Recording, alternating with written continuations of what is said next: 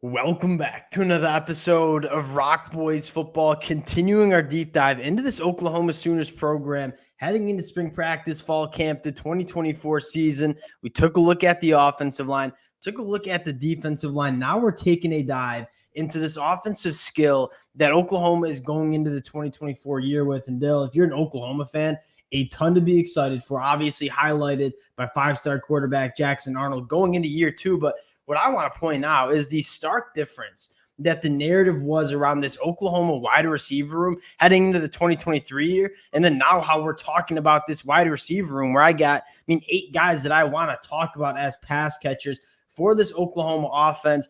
Really excited to get into this one. A lot of names I want to cover. Before we get into it, just want to say thank you to you guys and a shout out to the Oklahoma fans. Obviously a program we love talking about. You guys continue to show a ton of support to the boys. Cannot thank you guys enough. One, if y'all do enjoy the content, consider subscribing to the channel. But number two, and most importantly, we're going to give you guys our predictions. Would love to hear your predictions in the comment section. Leading receiver, leading rusher for the Sooners heading into that 2024 year. And without further ado, let's start with the quarterback position. That is obviously the best talking point heading into 2024. Jackson Arnold taking over the reins.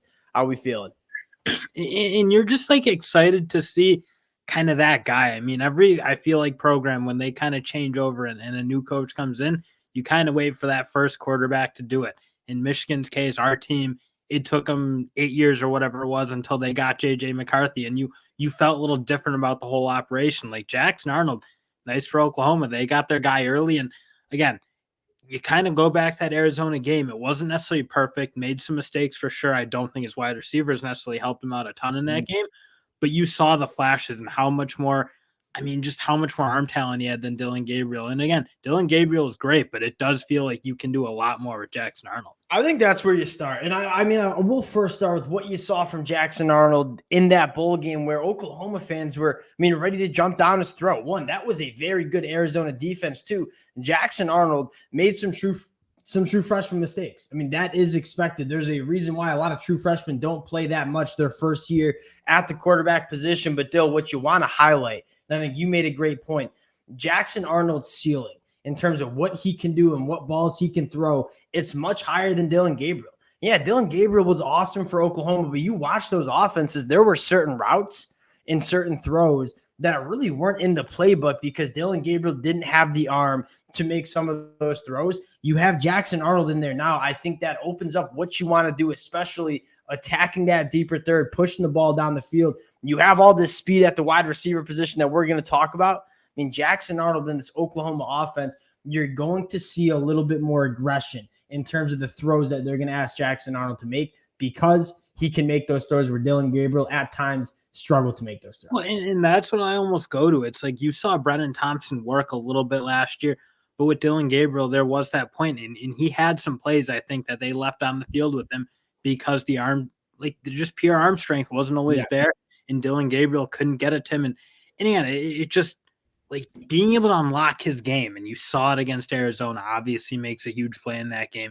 That was the one thing that you can maybe think of is that was missing at times from Oklahoma, was that ability to hit that big play. And they did a fine job with it for sure, but I'm excited to see what he can do. I'm excited what a guy like Jaden Gibson can do. Some of those guys who, again, I think their skill sets weren't necessarily able to be utilized in the Dillon Gabriel offense. I went back and watched Jackson. I probably watched that Jackson Arnold cut up against Arizona probably 40 times at this point.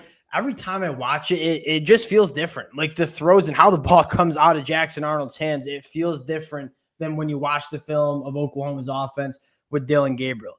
And I think that's a perfect segue into the conversation of these wide receivers. And again, highlighting the stark difference. We were going into 2023 who's going to be the guy in this Oklahoma offense? Obviously, Drake Stoops came up to bat, Nick Anderson. You saw some flashes, a lot of returning production coming back into this room. You add a guy like Deion Burks. Dill, I want to start, and I have all these wide receivers I want to talk about. I want to talk about the former Michigan Wolverine, Andrew Anthony, a guy that was kind of the wide receiver one before going down with injury. Taking a look at some of his numbers, averaged 15.5 yards per catch on 34 targets, caught 27 of those, an 80% completion percentage when Andrew Anthony was targeted, extremely high, also catching the ball 15 yards per reception, exceptional numbers. In the story around Andrew Anthony is this is a guy that is an extremely polished route runner. And we saw that at the time in Michigan. We were banging the table for Andrew Anthony 12 months ago when he committed to Oklahoma.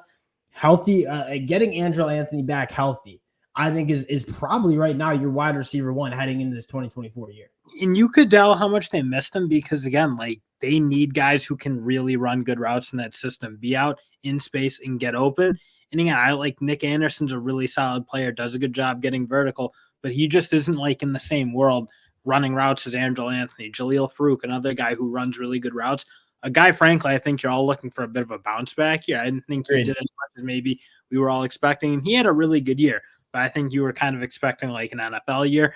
I'm sure that's what he's looking for. But again, those two together are much more dynamic than anything they had. And I think the big thing is you add in a guy like Deion Burks to really replace what Drake Stoops did because they needed. Drake Stoops was so productive in that system.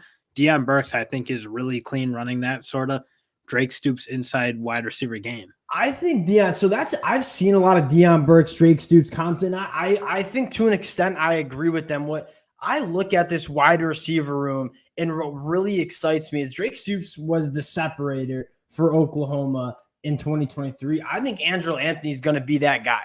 Right, when it's 3rd and 6 and you need someone to either beat man coverage with some nice routes or find that soft spot in the zone, then I think Andrew Anthony is going to be your guy.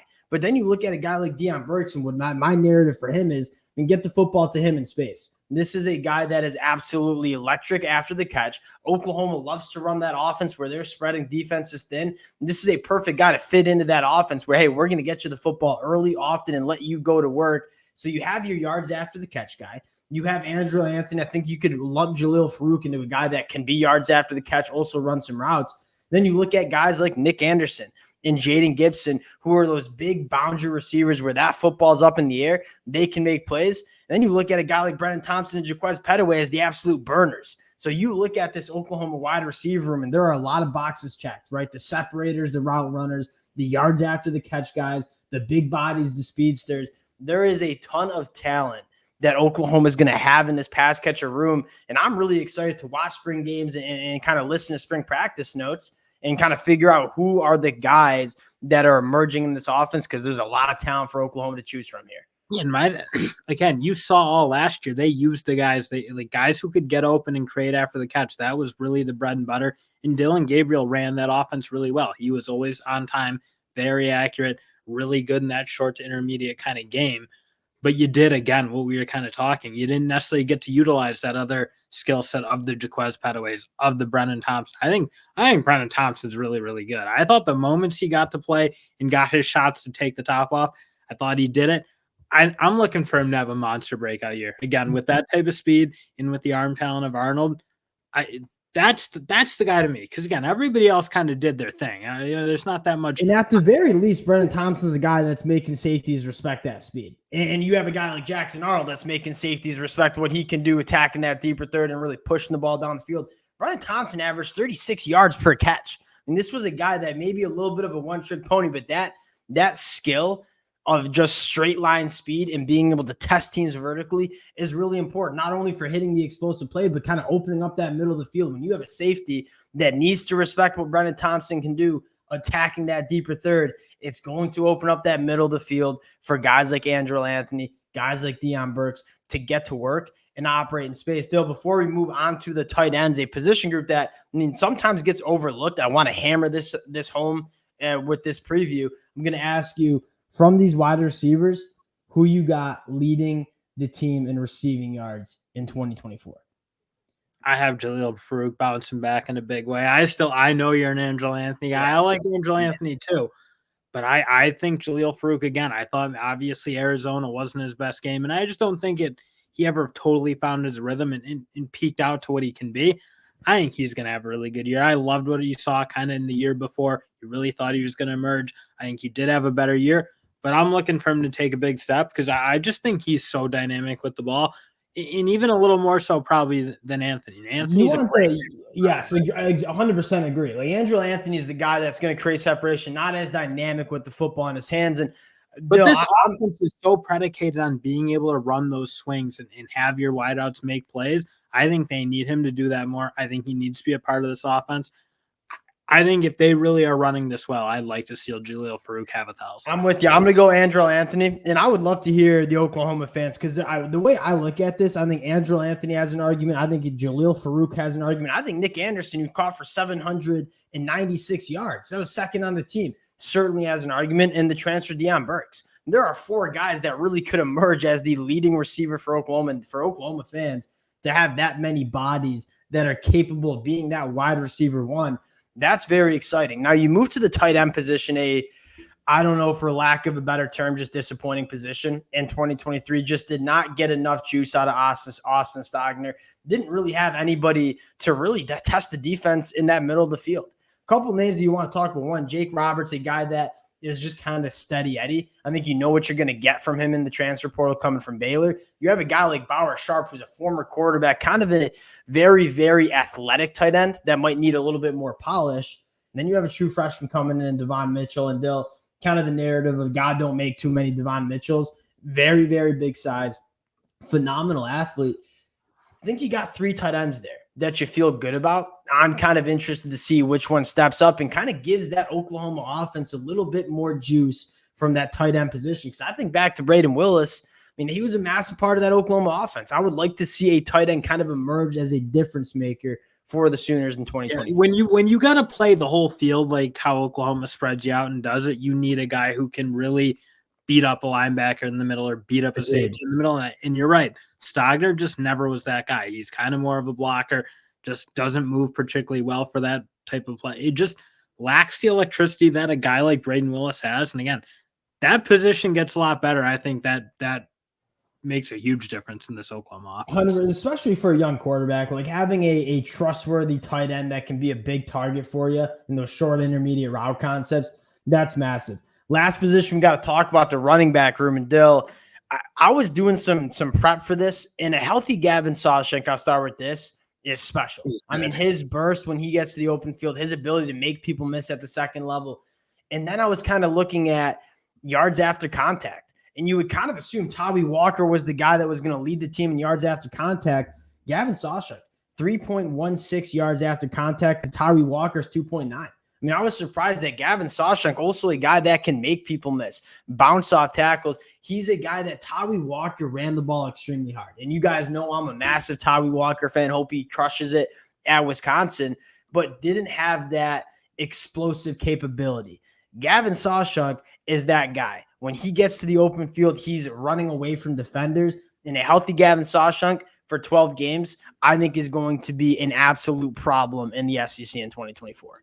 Yeah, no, I'm with you. I mean, you saw a cut like that Oklahoma State game, that type of run, you want to see it more. Because, again, when you get your crack of daylight and you can get outside and you're one-on-one, you got to make a miss, and then you got to kind of take it to the house or at least get a 40-plus yard carry. You don't. And Gavin Sawchuk's a guy that people are not catching Gavin Sawchuk when he has a step. And I think that's what's most exciting is Tawee Walker would have some of those looks and just didn't have quite the speed to make that happen. But Gavin Sawchuk, kind of best of both worlds, can absorb contact, can run physically, but also be a guy that can hit you the big play. That's massive. And you start looking at the other running backs, and I'm going to hold out hope for Javante Barnes. He was the guy for me coming into the season as I thought he'd be the leading rusher for Oklahoma.